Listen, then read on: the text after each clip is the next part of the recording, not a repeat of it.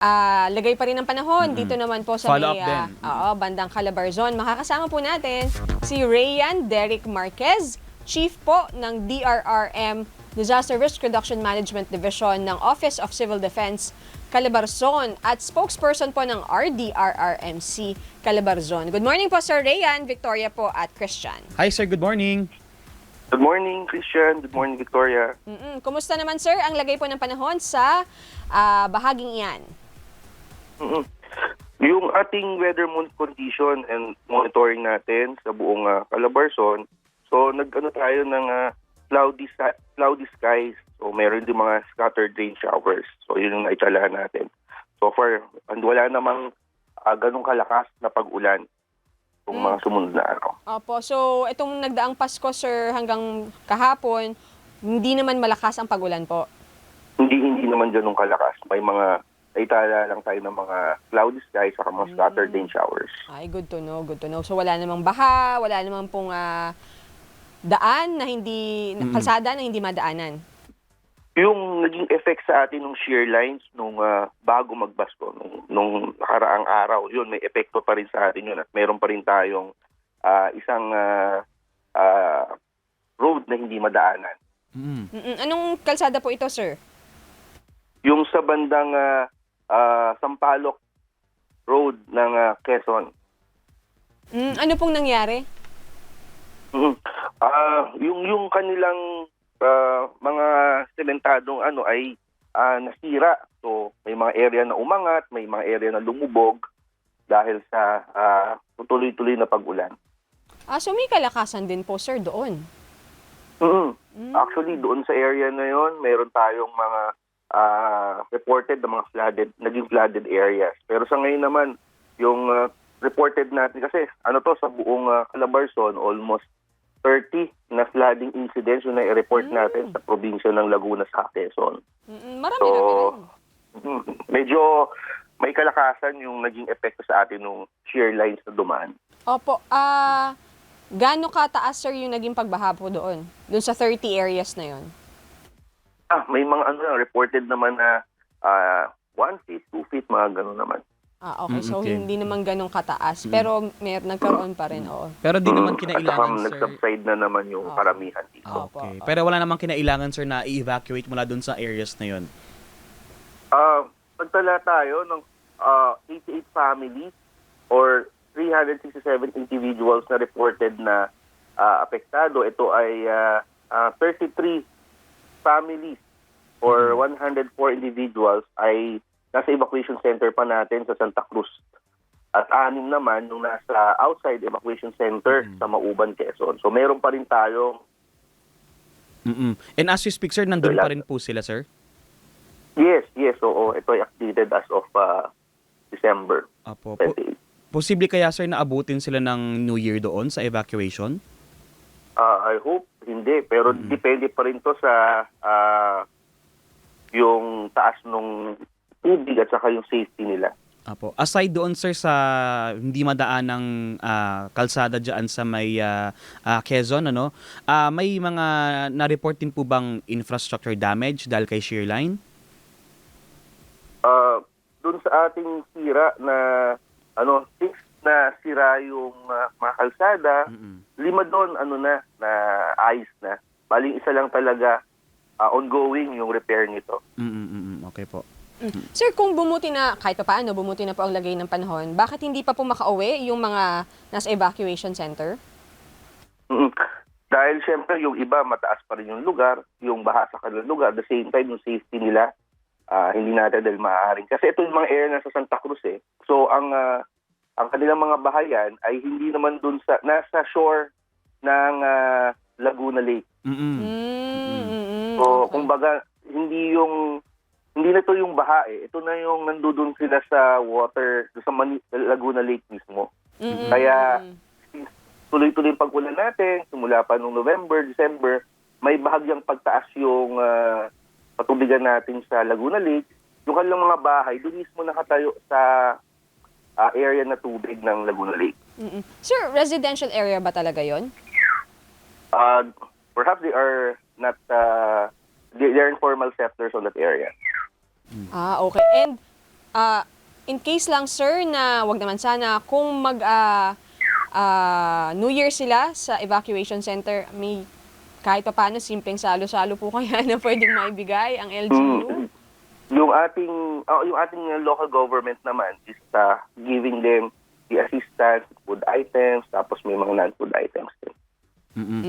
Okay, meron naman po kahit pa paano. Sir, Okay. kamustahin na rin namin yung yung mga kababayan natin diyan na naapektuhan nung magkakasunod na bagyo nung November kasi 'di ba Batangas ang pinaka hard hit sa Calabarzon I think that time. Nakauwi na po ba sila ng mga evacuation centers?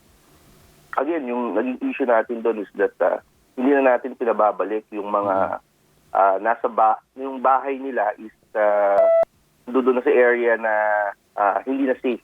So, may mga pailan-ilan pa rin na nasa evacuation center. Until But ngayon, karamihan sir. na ngayon, nakabalik na din sa kanilang mga bahay. Okay. Almost more than 1 million evacuees yung ating naitala during that 6 na sunod-sunod na bagyo. And from that incident, sir, hanggang ngayon may ilan pang nasa evacuation center? Yun na lang yung mga totally damaged, yung mga houses. Okay. At saka yung mga bahay nila. Again, may mga areas kasi na, ito ay yung mga areas na nandoon sa paligid ng Laguna Lake. Opo. Yung di ba may nasirang tulay dyan sa Batangas nun, sir? Kamusta na yun, sir? Saan area kaya yun? Sa may Verify natin. Laurel or Talisay? Oo, yung...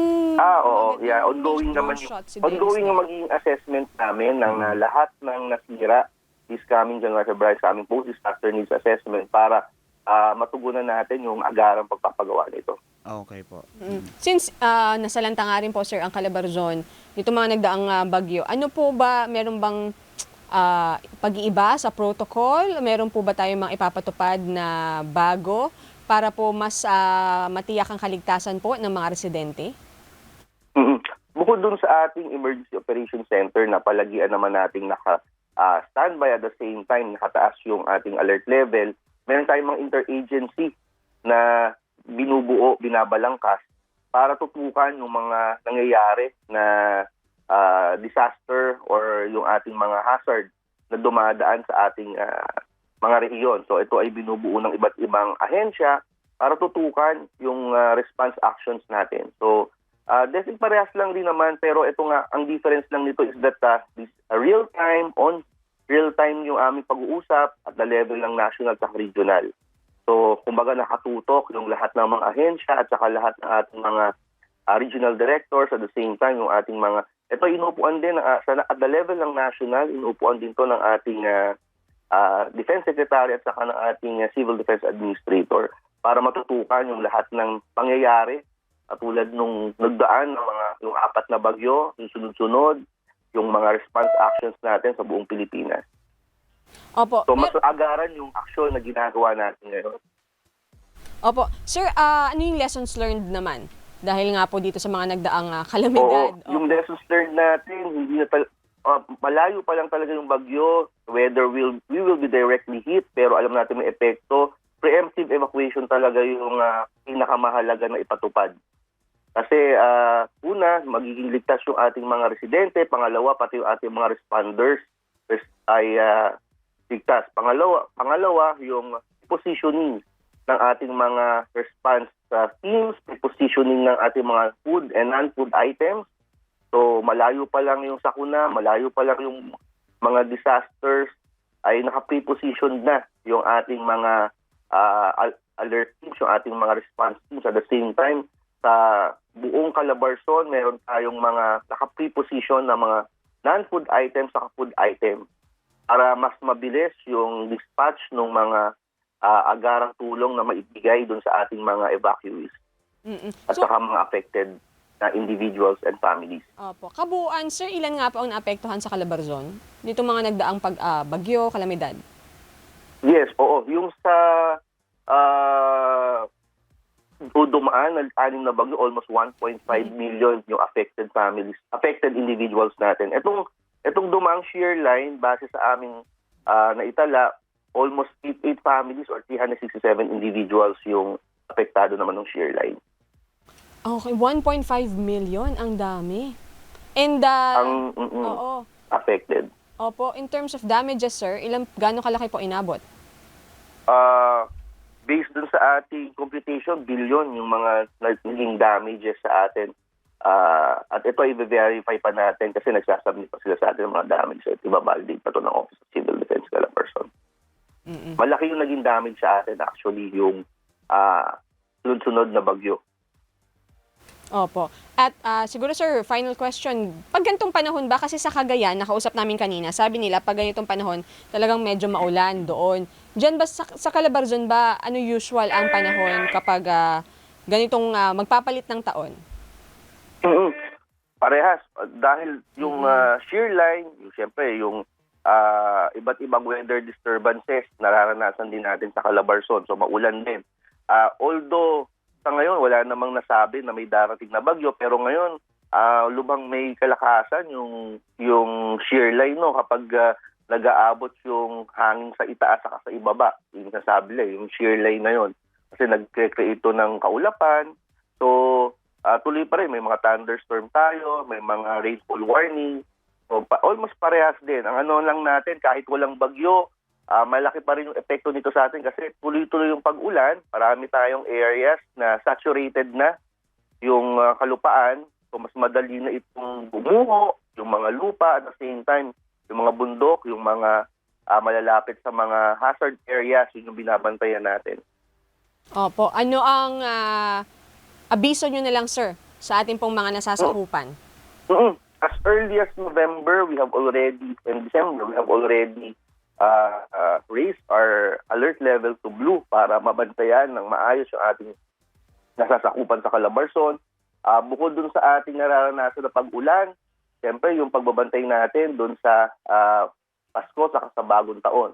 Tuloy-tuloy naman ang ginagawa ng Office of Civil Defense Calabarzon sa pagmamonitor ng ating AOR. At the same time, pag-coordinate sa lahat ng probinsya at mga city natin dito sa Calabarzon. So, maging ligtas at siyempre, agaran natin na sundin yung mga abiso, babala ng ating mga local government units at patuloy na makinig dun sa mga nagbibigay ng tama at wasdong balita. So, wag yung mga fake news. So, yun ano natin. Kaya, nagbibigay din tayo ng mga informasyon para kung ano ba yung dapat gawin during disaster, before disaster, during disaster, after disaster. So yun po, makinig po tayo sa lahat ng mga ganitong abiso, lalo na sa mga technical na ahensya at saka sa ating mga authorized na mga government agencies. So yun lamang po. Napakalaga niyang sinabi niyo, sir, na wag maniniwala sa kung ano-ano na makikita, lalo na sa social media. Dapat doon tayo sa authorized agency